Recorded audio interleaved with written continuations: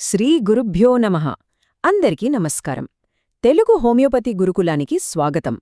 గత విశ్లేషణలో అసలొక కేస్ను ఎలా ప్రాసెస్ చెయ్యాలి, ఆ ఫ్లో ఏంటి అనేది మనం చాలా డీటెయిల్డ్గా తెలుసుకున్నాం కదా.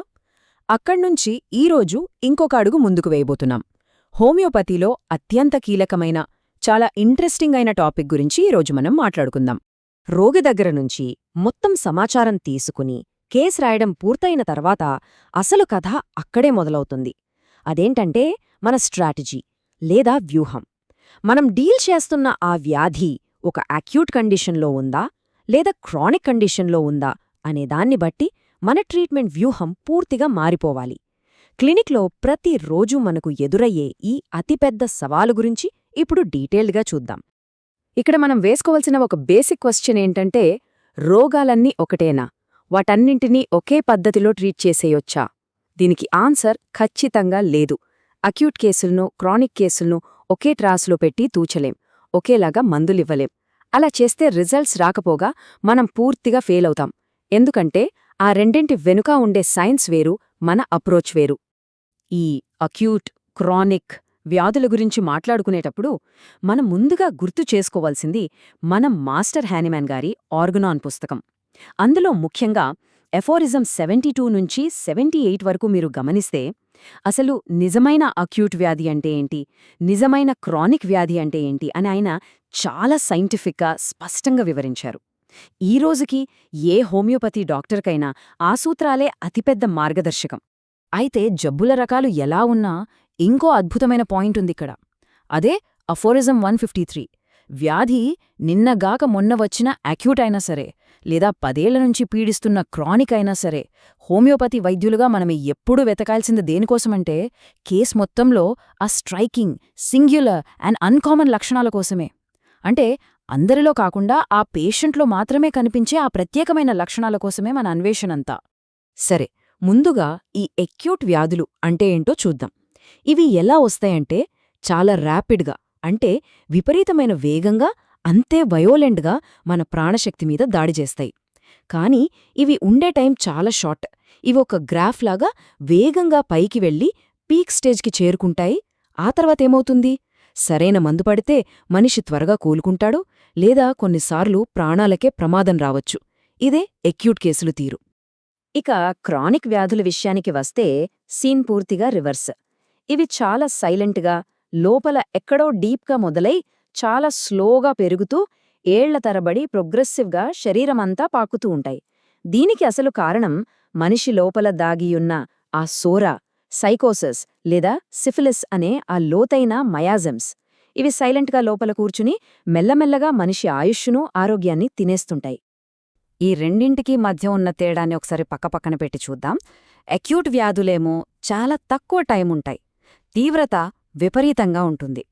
క్రానిక్ వ్యాధులు అలా కాదు, జీవితాంతం ఉంటాయి, మెల్లమెల్లగా తీవ్రమవుతాయి.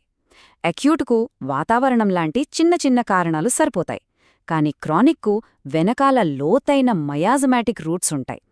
కాబట్టి మనం తీసుకునే యాక్షన్ కూడా దానికి తగ్గట్టే ఉండాలి కదా. దీన్ని ఒక చిన్న ఉదాహరణతో చూద్దాం, అప్పుడు ఇంకా బాగా అర్థమవుతుంది. ఒక వ్యక్తి ఉన్నట్టుండి వర్షంలో బాగా తడిసిపోయాడు అనుకుందాం. ఇంటికి రాగానే సడన్గా వణుకు, జ్వరం, తీవ్రమైన ఒళ్ళు నొప్పులు స్టార్ట్ అయ్యాయి.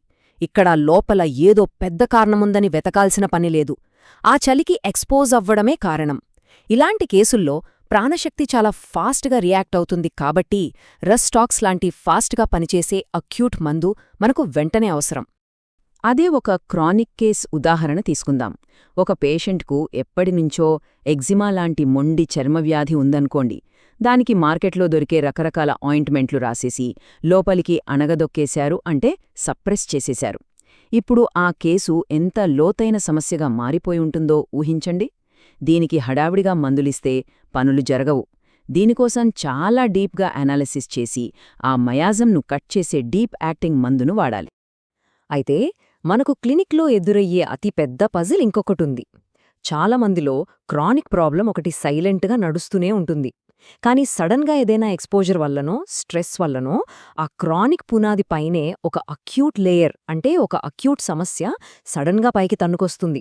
అప్పుడు డాక్టర్గా మనం ఈ పైకి కనిపిస్తున్న లేయర్ అక్యూట్కి సంబంధించిందా లేక లోపల ఉన్న క్రానిక్ బేస్కి సంబంధించిందా అని ఖచ్చితంగా విడదీసి చూడగలగాలి. ఇక్కడ ఇంకో ముఖ్యమైన పాయింట్ ఏంటంటే, ఆ సడన్గా వచ్చిన అక్యూట్ లేయర్ను తగ్గించడానికి మనం వాడే మందు ఆ పేషెంట్ యొక్క అసలైన శాశ్వతమైన కాన్స్టిట్యూషనల్ మందు కాకపోవచ్చు. అంటే పైకి వచ్చిన మంటను ఆర్పడానికి వాడే అక్యూట్ మందు వేరు, ఆ మనిషిలో ఉన్న టెండెన్సీని మార్చే అసలైన క్రానిక్ కాన్స్టిట్యూషనల్ మందు వేరు. ఈ రెండూ ఒకటే అనుకుంటే పొరపాటే. అలాగే మందు ఇచ్చాక పేషెంట్ను ఫాలో అప్ చేసే విధానం కూడా కంప్లీట్గా డిఫరెంట్గా ఉండాలి. అక్యూట్ కేసుల్లో మనం పేషెంట్ను ర్యాపిడ్గా అంటే గంటకు గమనిస్తూ ఉండాలి. అవసరమైతే డోస్ రిపీట్ చేయాల్సొస్తుంది. కానీ క్రానిక్ కేసుల్లో అలా కాదు.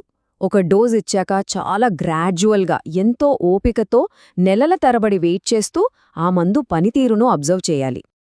ఇక్కడ మనం అసలు చెయ్యకూడని ఒక పెద్ద తప్పు గురించి చెప్పుకుందాం. కొత్తగా ప్రాక్టీస్ స్టార్ట్ చేసేవారు ఎక్కువగా చేసే మిస్టేక్ ఇది. అదేంటంటే కేవలం జబ్బు పేరు చూసి మందివ్వడం. కొత్తగా ప్రాక్టీస్ స్టార్ట్ చేసేవారు ఎక్కువగా చేసే మిస్టేక్ ఇది. అదేంటంటే కేవలం జబ్బు పేరు చూసి మందివ్వడం. తలనొప్పొస్తే పారాసిటమాల్ వేసుకున్నట్టు హోమియోపతిలో ఫీవర్కి ఈ మందు, కాఫ్ వస్తే ఈ మందు అని ఇచ్చేయడం. ఇది చాలా అంటే చాలా తప్పండి. మనం జబ్బు పేరుకి ట్రీట్మెంట్ ఇవ్వం, ఆ మనిషికి అతనిలోని లక్షణాల మొత్తానికే మందిస్తాం. ఇంకో రాంగ్ స్ట్రాటజీ ఏంటంటే, ఒక చిన్న జ్వరం లాంటి సింపుల్ అక్యూట్ సమస్యకు అనవసరంగా ఏ సల్ఫరో క్యాల్కేరియా లాంటి డీప్ క్రానిక్ మందును వాడేయడం, లేదా క్రానిక్ కేస్ కోసం సెలెక్ట్ చేసిన డీప్ యాక్టింగ్ మందును ఊరికే పదే రిపీట్ చేసేయడం. దీనివల్ల అసలకే మోసం వస్తుంది, కేస్ మొత్తం కన్ఫ్యూజ్ అయిపోయి దెబ్బతింటుంది. ఇలాంటివి అస్సలు చేయకూడదు. మరి ఇన్ని కాంప్లికేషన్స్ ఉన్నప్పుడు ఒక హోమియోపాత్ స్ట్రాటజీ ఎలా ఉండాలి? సింపుల్, ఈ 3 స్టెప్స్ ఫాలో అవ్వాలి. ఫస్ట్, పేషెంట్ను లక్షణాలను చాలా క్లియర్గా అబ్జర్వ్ చేయాలి.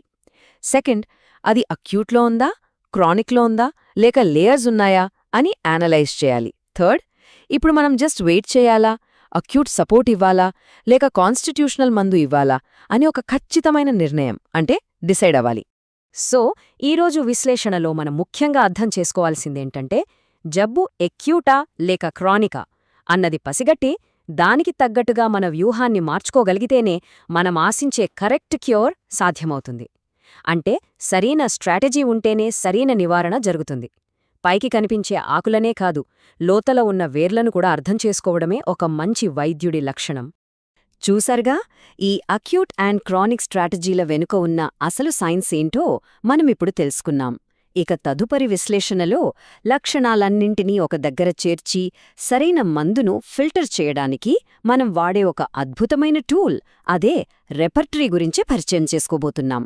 ఆ రెపర్టరైజేషన్ విధానం ఎలా ఉంటుందో అందులో చూద్దాం. జై శ్రీకృష్ణ. వాసుదేవా.